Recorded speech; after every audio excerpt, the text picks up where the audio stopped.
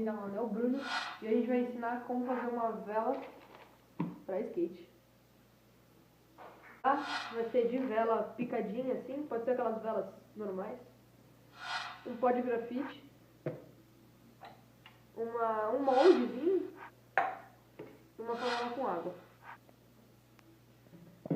E fogo. A vela, você vai pegar a vela, né? Vai colocar na lata. Vai pegar a latinha cheia, vai colocar na panela e vai colocar a panela no fogo. Aí é só ligar e esperar. Fazendo uma baixada, a gente vai fazer, né? Colocar mais um pouco para poder. Ela já tá meio molhada. Você vai botar o grafite em pó. E aí dá uma mexida.